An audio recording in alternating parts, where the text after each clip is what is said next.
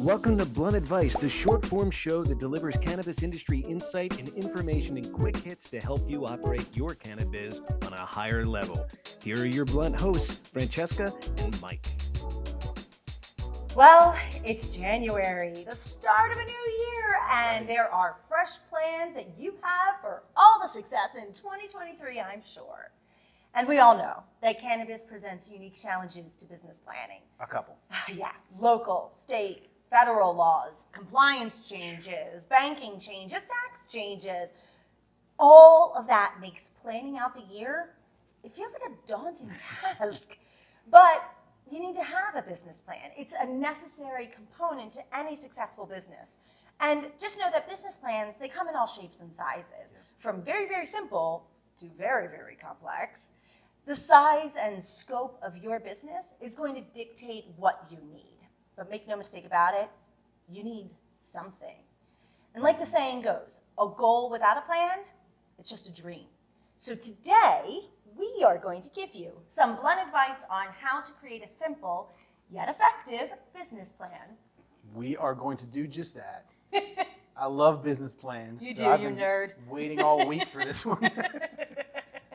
Let's start with this though, Francesca, the purpose of a business plan. I think there's, people are like, I hear I'm supposed to do it. I did one when I first started my business to get funding, but I haven't done it since. Like, why do I want to do it now? Why should I do it every January? Yeah, I got to run my business. I can't plan my business. I'm doing things. Yeah, but the business plan is a super critical tool to help make sure that you solidify the purpose of your business, your why, what you're doing, who you're doing it for, how you're doing it. All those things, they change over time. And they should change. If you're doing the same thing now that you wrote in a business plan 5 years ago, give me a call. I'm buying dinner because there's no one out there like that. I guarantee it. Unless your business is sell 2 hot dogs a year or something like that. But it helps to create that purpose and reinforce the purpose, and also keep the strategy and the approach to growth, and create that strategy and to formalize that and to put it into words. Because just thinking it while you're driving and to yourself is different than putting something that's formalized and memorialized in a formal document that the whole organization has access to. Yeah, that's a huge difference. And I also think that when people talk about planning for business or business plans, they usually think in terms of numbers. Yep. And so they have revenue goals, whether that's quarterly or monthly or whatever. But their business plan, a true business plan, also captures non-revenue goals. So a good example of this is one of my things on my business plan is to speak a certain number of times in a year, or to book certain stages. And it's not necessarily about how much money I'm getting from those, because we trust that that's one of the steps that will work towards getting the money. Yeah, exactly. For, say, Infused Media, we have goals around the number of followers we want to do, the number of guests we want to do, the number of on-location events we want to do, the number of private bookings. Like, those are all non-monetary in a lot of ways, but they build towards the monetary goals. Yes. And they're a part of the vision of what we have as a company. Yeah, and especially when you're talking about vision, the business plan also allows you to kind of look ahead and see what resources are going to be needed to achieve those goals. And that means your people, anything from like your structures in your building to your equipment, to your property, to your vendors, your professionals, and your level of investment. I mean, you need to know where you're going before you can decide what to put into going there. So it definitely helps you plan out and say, okay, so in Q3, I'm going to need to hire 3 new people if things go according to Q1 and Q2. Yep. I think the other big purpose of a business plan that I love, because I love numbers, is it allows you to measure your progress and measure hopefully your success towards that progress, towards your goals. So if you have an annual goal of, in your case, you want to have a certain amount of shows, a certain amount of stages you want to be on next year. Yeah. So you have to measure that. You keep account of it. That's an easy one. But revenue's one. That's anything. Subscribers. They're all should be things that you measure, and that should be part of your plan, so you can gauge if you're on track or not on track. Yeah. One thing that you say a lot to prospects and to clients is that we can guarantee what we control, which is usually a body of work, but we can't control the results. And so what a business plan allows you to do is put the results out there and then control the body of work that gets you to those results. Wow. Yeah. I like that. A couple of other things that are really key about business plans is it really helps you identify risks, weaknesses, gaps that you have. And so specifically, if you know you want to get to be at a certain place and you look in the mirror honestly and say, we don't have that capability, we need to bring that in. Or we can do that, but now the competition's really strong in that area. So we have to kind of change our approach. So if you're really being honest in creating your business plan, all that stuff gets brought out into the light. Yeah, absolutely. It also helps you work towards those things by allowing you to prioritize and organize your tasks. Because on your business plan, there's going to be a space for the things you need to do to get to where you need to go. And so you're already organizing and prioritizing your goals. It naturally flows into organizing and prioritizing your tasks. Preview episode coming up about tasks. The last thing about a business plan that I really want to point out is I love how it keeps you from chasing shiny objects. Oh my God, yes. We need something to keep us from chasing shiny objects, people. They're very shiny. Squirrel! Yeah. It's important though. You want to stay focused because that's where you're going to actually see any results, is where you put your focused energy. Yeah. Now, the definition we do and what makes a shiny object and what is something that you should be gravitating towards because it's good for your business. Yeah. That's a different story, a different episode probably. Horse of a different color. Yeah, but this is all of a sudden like, drop everything, we're doing this. No, now we're going this. Like, that's what you want to avoid because that's just, you're going to lose your team because they're going to be like, this leader is full of shit, I'm out. They don't even have a plan. I can't stick to a plan. That's a big red flag as an employee. So definitely use your business plan to help retention rates, honestly. Yeah, for sure. So let's talk, you said red flags. What are some red flags about a business plan in terms of where can they go wrong? They do go wrong a lot when people do them with, certain inherent flaws. And one of the things that I notice the most is not enough detail on their plan. Vague. Oh my God. It's like, goal, goal, goal, goal. And it's broad. It could be interpreted into too many ways. And there's not enough meat on the bone to understand how you're going to get there and how you're going to measure getting there and who's responsible for it, in how much time. All of those things need to be factored in. So not having enough detail, it's just kind of useless then. It's a napkin. Business napkin. The flip side of that is too much detail. And I'm glad this one fell to me because I'm guilty of this. When I've been sentenced a few different times of being guilty of this one, I have learned, and cannabis made me learn because there's so much change going on in cannabis. If our first business plan for Ailey's Can 5-6 years ago was pretty extensive. Yeah. And 5 or 6 months later, we were redoing it because things had changed so much. And so we've learned over time, and now what we subscribe to is a one-page business plan, which we're going to talk about in a second. But that gives us the detail we need, but without being overwhelming to where it stifles your productivity because all you're doing is working on the business plan instead of working on the business. Yes, it's a key differentiation. The other thing that can kill a business plan is bad goals. And that can come out in a number of ways. If they're unrealistic, and that can be too easy, like you're sandbagging it, you're just putting these down so that you can get those wins. Hey, it's February, I hit my goals, I'm done, I'll see you.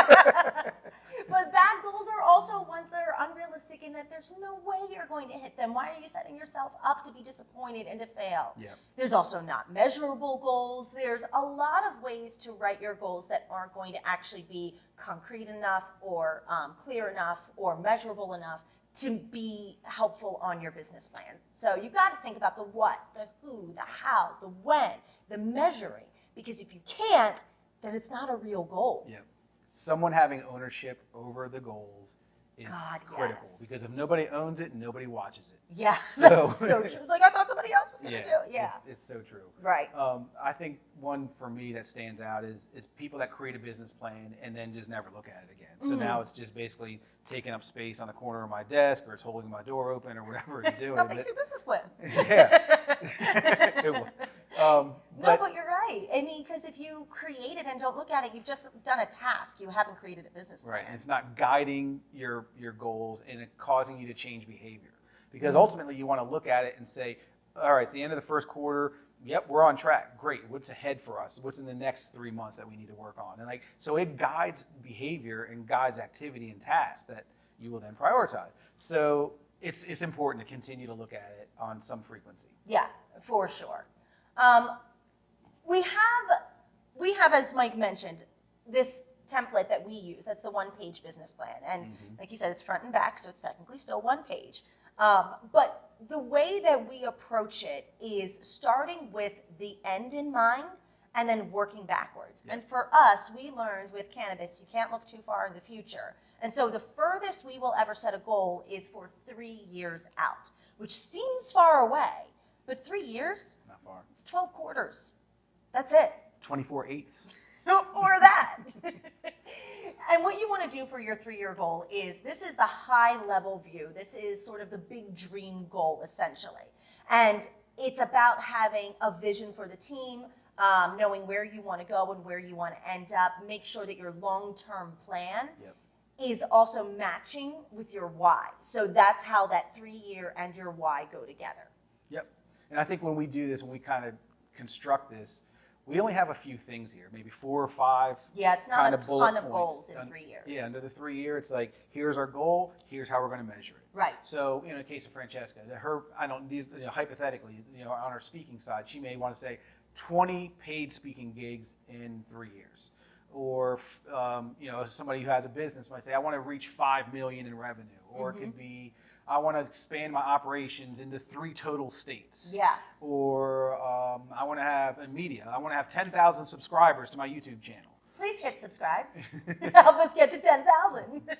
But having those is the item that you're after and the number. Yes. You can't just be like, I want to increase my subscribers. I want to get more gigs. Like, that's not good enough. I want to have a killer following on YouTube. Yeah. What's not that good look enough. like? So we start with these 3-year deals, and we've got those laid out. Then we back it off to 1 year. So we're sitting here and say, all right, January of 2024, where do we need to be in order to stay on track to hit those 3-year goals? So we're sitting there and we'll say, so speaking, all right, so if you want to be at 20 in 3 years, that means you want to do maybe 1 paid speaking gig in the next year, but get booked for 15 others or something like that. Or if you want to be at 5 million, now you want to be at 2.5 in 12 months. Right. So you scale them back, and a lot of times it usually requires more items. So if you want to be at 5 million in 3 years, that means 2.5 this year, but means you may need to increase your customer base by 50%. Or raise your prices, Right, or get better expand your margin. territories, or Yeah. better margins, right? So there's usually like 2 or 3 things that will feed into each one of the bigger ticket items, is what I've seem to think, what I've experienced over time. So, I mean, but the key here is like scaling it back, walking it backwards into things that are realistic next year to put you on track for 3 years. And what I think you'll find is sometimes they don't add up. You'll be like, I want to be at 5 million in 3 years, but you're at 100,000 now. And it's like, whoa, there's no really realistic way we can do that unless something dramatic, crazy happens that's out of our control. Right. So it helps to keep it realistic when you start building this out. So that's one thing I've noticed over time too.